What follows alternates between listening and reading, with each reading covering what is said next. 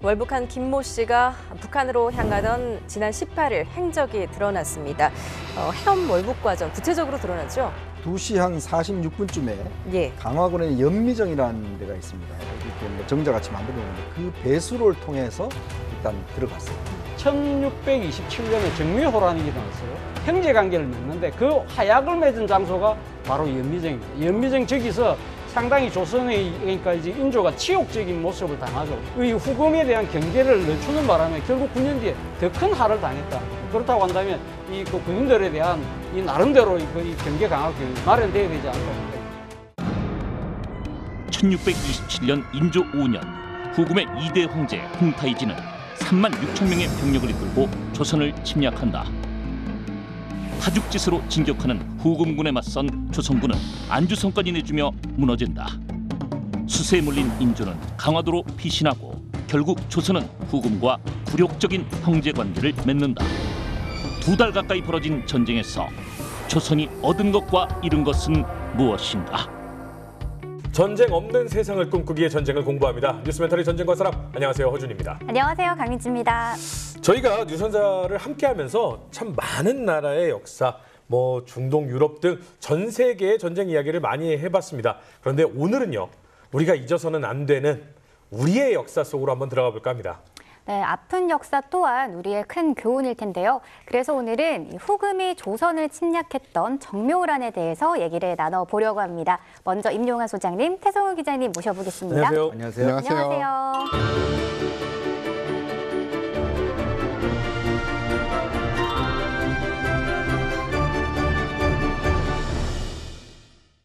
네, 정묘란. 오랜만에 제게도 조금은 익숙한 전쟁이 나왔습니다.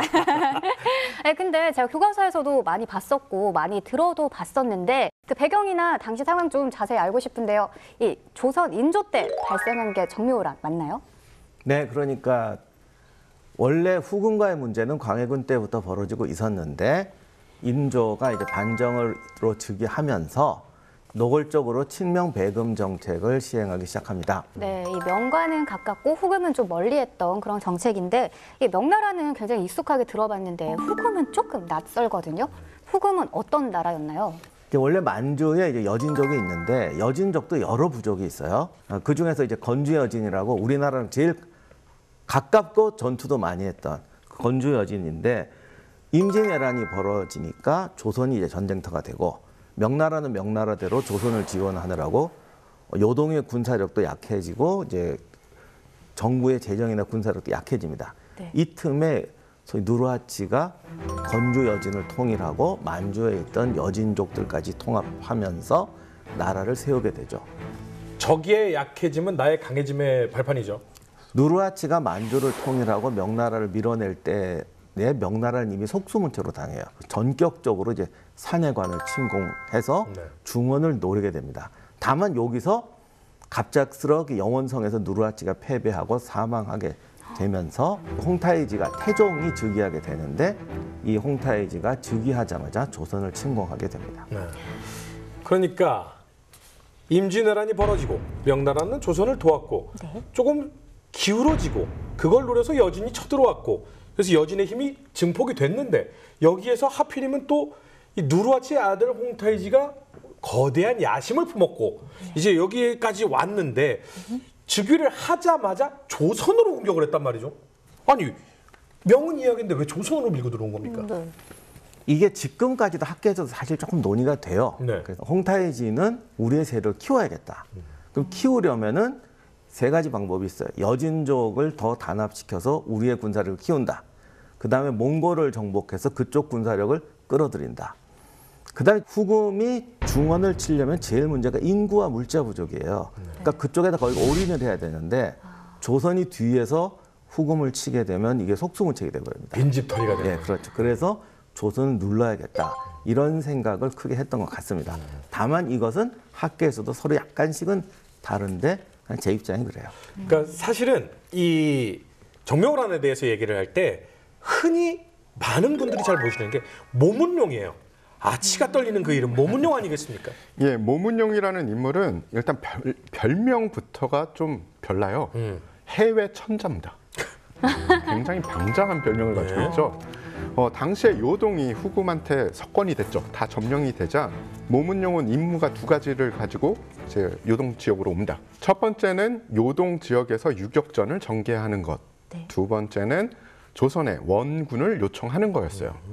그런데 이 의외로 요동 지역에서 유격전이 잘 펼쳐져요. 네. 게다가 이 왕일령이라는 인물과 같이 진강성을 점령을 해버립니다. 네. 근데 이 진강성을 이 둘이 점령을 하니까 후금에서는 그냥 둘 수 없는 거죠. 그래서 아주 강력하게 진압을 합니다. 그러니까 모문용은 갈 데가 없는 거예요. 후금 군사들한테는 패하고 조선 쪽으로 들어오게 됐죠. 쉽게 이야기해서 다른 나라의 장수가 어느 정도의 군사력을 가지고 우리나라로 왔는데 다른 나라에는 완전히 눈에 가시 같은 네. 그런 인물이에요. 그러니까 부탁을 합니다. 제발 가도로 가줘. 그래서 일단은 가도에 이 10여 년 이상을 점령을 하게 되는데 그때부터 이 인물은 이 후금에는 그 눈에 낀 가시 같은 그런 인물이었고 이 조선에는 정말 방자하기 이를 데 없는 그런 점령군 같은 행동을 했던 인물이에요. 그래서 결론적으로는 이 인물이 이건 설이 너무 많아서 이게 정확한지는 모르겠지만 이 양대 호란에 어느 정도 빌미가 됐다라는 이야기가 많죠. 이제 모문용 같은 경우는 입장이 좀 애매하긴 해요. 그러니까 제가 볼 때는 일관된 계획이 있었던 게 아니라 상황에 따라 왔다 갔다 했던 것 같아요. 그러니까 항상 이렇게 밖에다가는 선전을 하고 본인은 이제 조선에서 뭔가를 자꾸 뽑아내려고 그러고 뭐 이런 과정에서 자기 근거지를 만들려고 하는데 여기서 이제 조선하고 딜레마가 많이 생기죠. 그 상황을 정리를 하자면 명의 명령을 받고 출동한 건 맞아요. 그런데 후금에 가서 홍타이지한테 두드러 맞고 이거 돌아가기도 그렇고 안 가기도 그렇고 하니까 조선에 남았단 말이죠. 조선에 남으면서 명의 장군이다 보니까 조선이 함부로 대할 수는 없고 그러니까 후금 입장에서는 이거 조선에 가서 멈춰 있는데 조선이 이 모문용한테 자꾸 쌀도 주고 군사도 지원하고 하는 거 보니까 이거 한패네. 이래서 그러면 조선을 쳐들어왔다라고 해도 과언이 아니겠네요. 후금이 모문용을 어느 정도로 중요시했느냐라는 문제가 이제 좀 미스터리예요.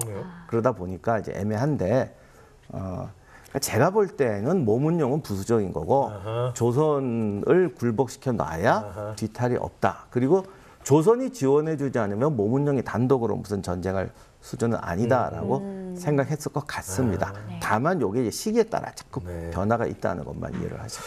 자, 그러면 시작이 어떻게 되는지 한번 알아보죠. 이제 후금에선 이 조선을 쳐야겠다라고 생각을 하게 되죠. 그래서 1월 8일 날 심양에서 후금 군의 군대가 출발을 합니다. 그래서 1월 12일 압록강 강중의 섬까지 도착을 해서 완벽한 전투 준비를 끝내죠. 그리고 13일 새벽 1시에서 3시 사이에 후금군의 이 특수부대가 이 변복을 하고 그러니까 군복을 입지 않고 일반 복장으로 이 수구문을 통해서 침입에 성공을 해요. 의주성에. 그래서 군기를 불태우고 안에서 게릴라전을 전개를 하면서 성문을 엽니다. 그러면서 후금군의 군대가 들어오게 되죠. 당시 이 진군했던 후금군의 총 병력이 36,000 정도.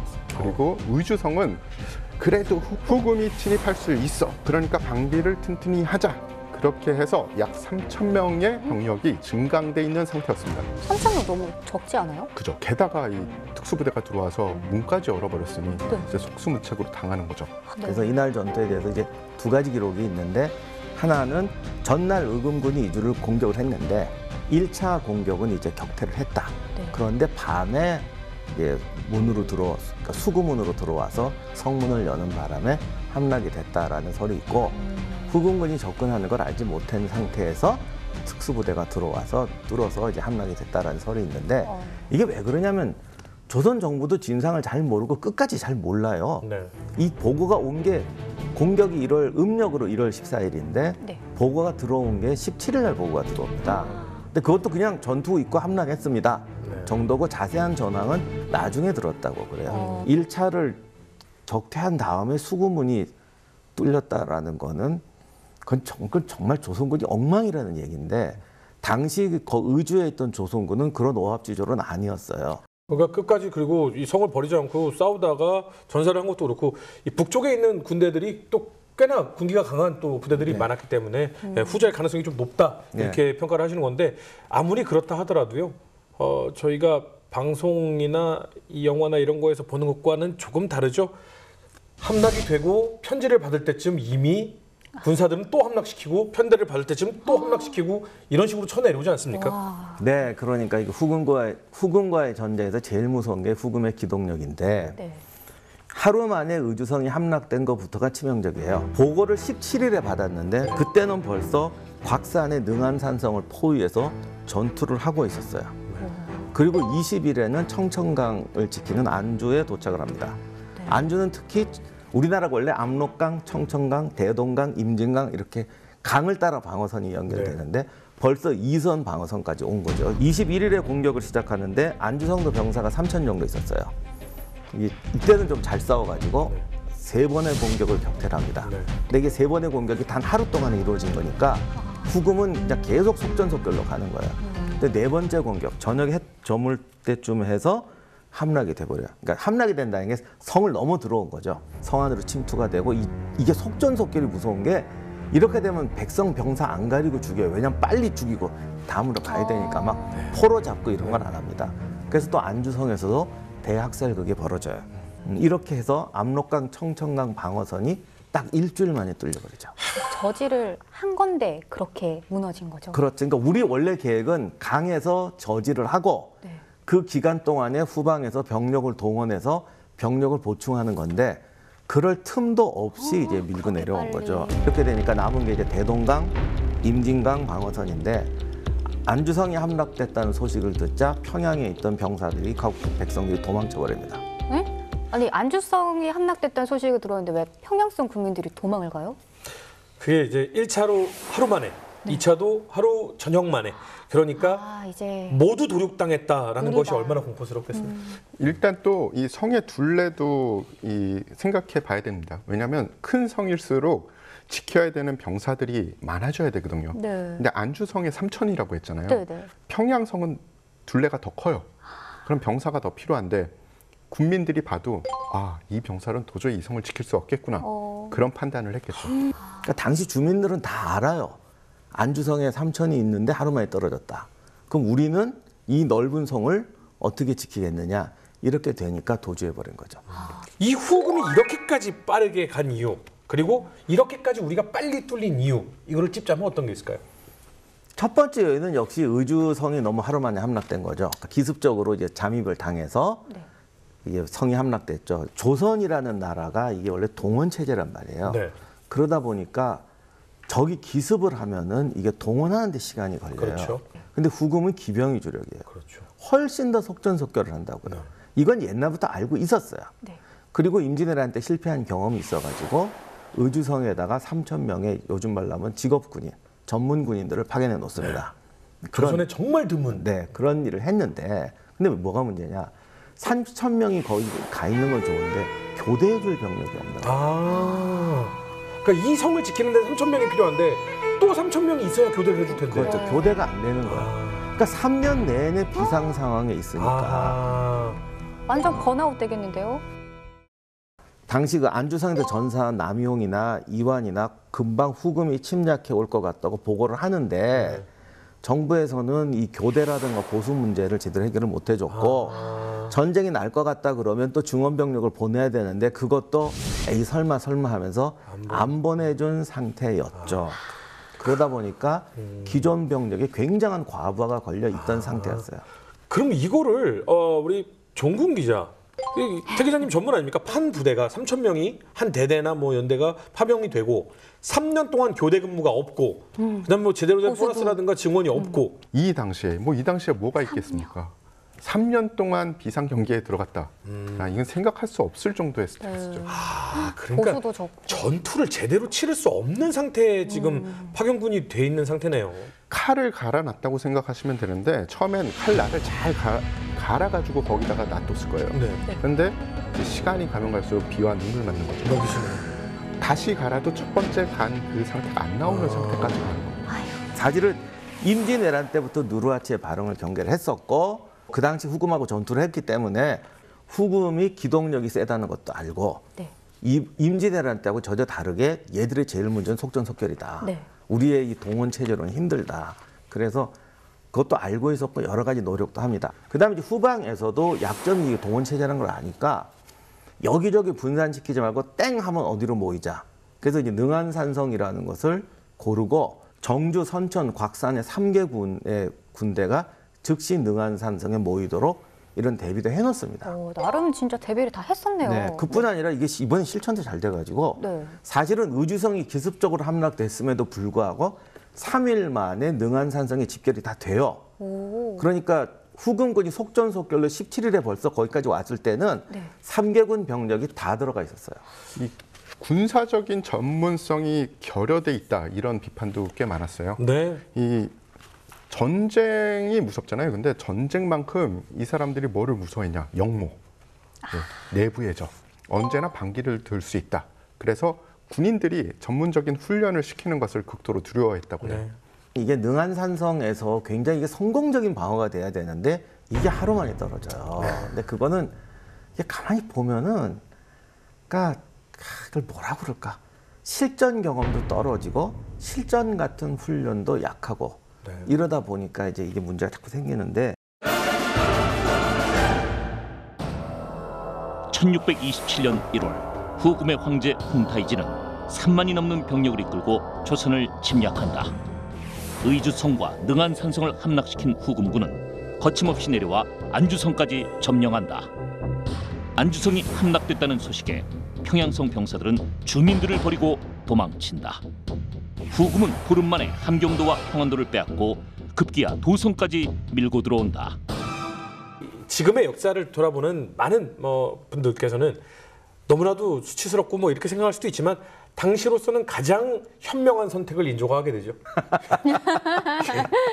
그러니까 인조도 처음부터 도망갈 생각 안 했어요, 진짜로. 싸워야 돼 그랬는데 순식간에 내려오니까 하루하루, 네. 26일에 이제 서울을 포기하고 강화로 피난을 갑니다.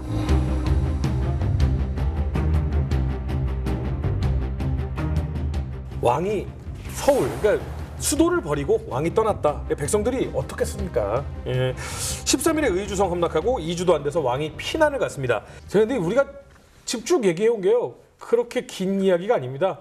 한 계절이 바뀌기도 전에 계절이 뭡니까? 며칠 지나지도 않아서요. 그 거창했던 계획은 모두 뚫리고요. 임금은 강화도로 피난을 갑니다. 예. 근데 그렇다고 해서 무슨 조선을 점령하기 위해 후금이 들어온 건 아니잖아요. 당시 후금군 병력으로는 조선을 점령할 수도 없었고 후금이 조선 땅에다가 군대를 박아놓을 이유도 없었어요. 네. 후금군 자체가 병력이 사실 그렇게 많지가 않습니다. 그게 더 가슴 아파요. 네. 안 많은데 두 번 되는 거예요. 그래서 이제 화친을 하자고 그러죠. 그 네. 화친 조건이 이제 명나라와 단교를 하고 우리하고 동맹을 맺자라는 거였어요. 근데 그때는 이제 우리의 신하가 되라 그러진 않고 형제의 나라가 되자라고 합니다. 그랬더니 조선이 형제의 나라가 되는 것까지는 동의하겠는데 명나라와의 관계를 끊으라는 건 못하겠다. 그랬더니 이제 후금 입장에서는 빨리 철군을 해야 되니까 그럼 뭐 좋아. 그래서 명나라로 끊으라고는 안 할게. 우리하고 형제의 나라가 되자. 그래서 여기까지 타협을 하고 돌아가게 되죠.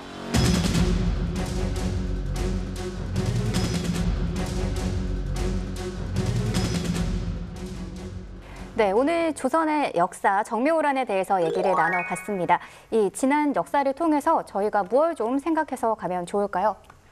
전쟁이라는 건 굉장히 특수한 상황이에요. 원래 전쟁이 일어나지 않아야 한다는 게 전쟁이 벌어지면 많은 걸 희생해야 됩니다.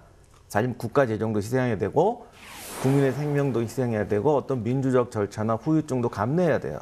무언가를 희생하지 않고는 더 큰 희생을 막을 수 없다라는 게 전쟁이라는 걸 우리가 인식하고 그러한 부분에서 균형을 찾아가야 되는데 지금 우리 사회도 보면은 모든 어떠한 것도 양보할 수 없다로 순위가 밀리게 되니까 그런 논쟁에서 우리가 좀 더 현명해야 되지 않을까라고 생각합니다. 네, 오늘 정묘호란을 통해서요, 이 군사적 대비의 중요성과 또 그보다 더 중요한 국론의 단합에 대해서 배울 수 있었습니다.